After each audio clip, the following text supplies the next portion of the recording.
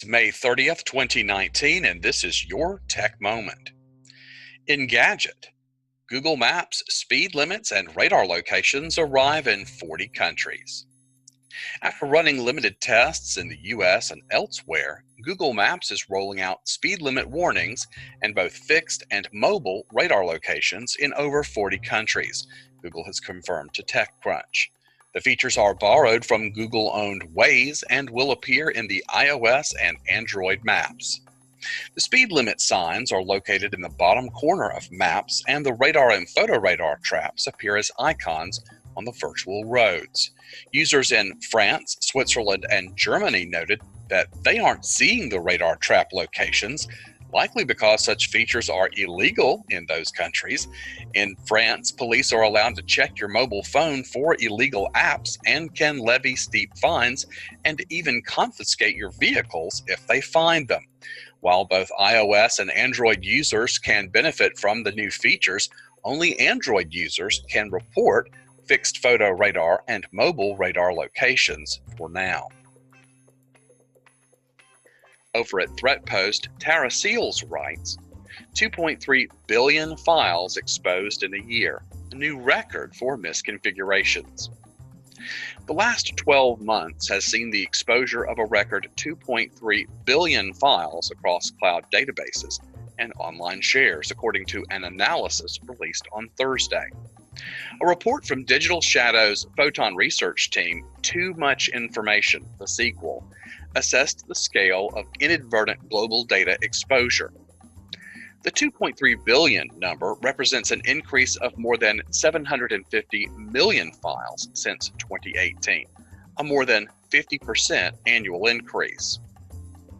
The team's research revealed that about half of customer data included personal demographic information, passport scans, bank statements, job applications, personal photos, credentials for business networks, and more. And it was exposed via the Server Message Block Protocol, SMB, a technology for sharing files first designed in 1983.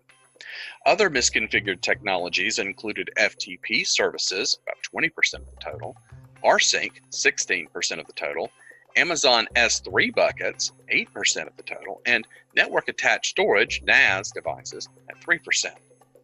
The exposure, including 326 million records from the US, 121 million from Germany, and 98 million from the UK, putting many companies at significant risk, according to the report.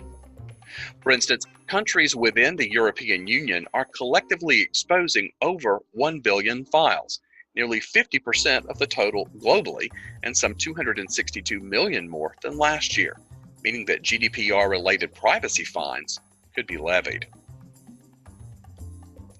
TechCrunch contributor Sarah Perez says, NBC is targeting millennials with the launch of a new streaming news service. NBC's new digital streaming news network, NBC News Now, has officially launched. The service offers viewers 8 hours of continuous daily programming from 3 p.m. to 11 p.m. on weekdays.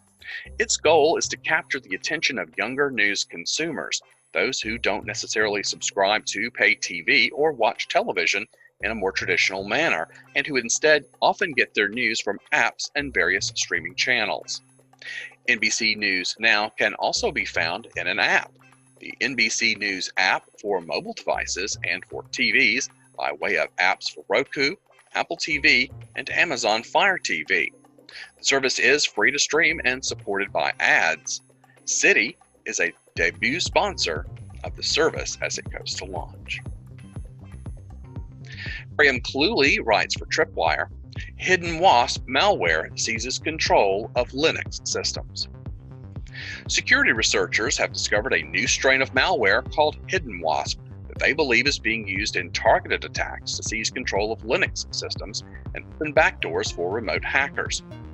According to a blog post by researchers at Inteaser, the malware borrows from existing malware code publicly available on the internet, including the Azazel rootkit and the notorious Mirai worm. Researchers say there are similarities between HiddenWasp and the Linux branch of the WinNTI malware family, as the malware contains a user mode rootkit, a Trojan horse, and an initial deployment script. In its initial deployment script, HiddenWasp sets up a user named SFTP on the compromised system with a hard-coded password. It would appear that the script does this to allow hackers to continue to gain access to targeted systems, even if their malware is later spotted and removed. Is it China? You can read more about this over at tripwire.com. Luke McNamara for FireEye says, framing the problem, cyber threats and elections. This year, Canada, multiple European nations, and others will host high-profile elections. The topic of cyber-enabled threats disrupting and targeting elections has become an increasing area of awareness for governments and citizens globally. To develop solutions and security programs to counter cyber threats to elections, it is important to begin with properly categorizing the threat. Historically, FireEye has observed targeting of a wide range of organizations connected to elections.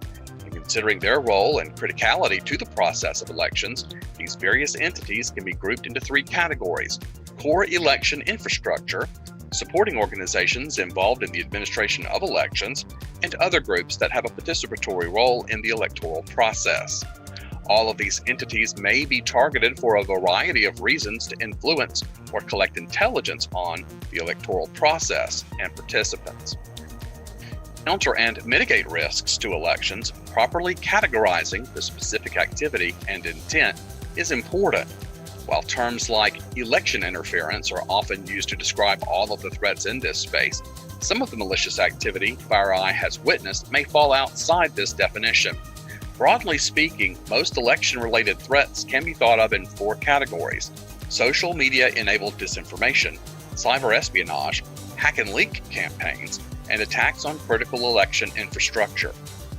Of the activity described here, FireEye has observed a full spectrum of campaigns by Russian Nexus actors, from carrying out intrusions into organizations and stealing data, leaking that data through online personas and fronts, as well as targeting of election infrastructure. From limited observations, China has, for most part, focused solely on cyber espionage operations, and as in the case of activity FireEye reported on, the targeting of the 2018 Cambodian election. From various motivations, FireEye has also witnessed limited evidence of activity from hacktivists and criminal entities in targeting parts of the election ecosystem. You can read the deeper details and conclusions reached over at FireEye.com. Help me spread the news. Share this blog with social media. Get updates throughout the day from my Twitter feed at WEYM0. Subscribe free to the Your Tech Moment blog, the RSS feed, the Amazon skill for your flash briefing. Listen to the podcast from SoundCloud, Stitcher, and Spotify, or watch on YouTube.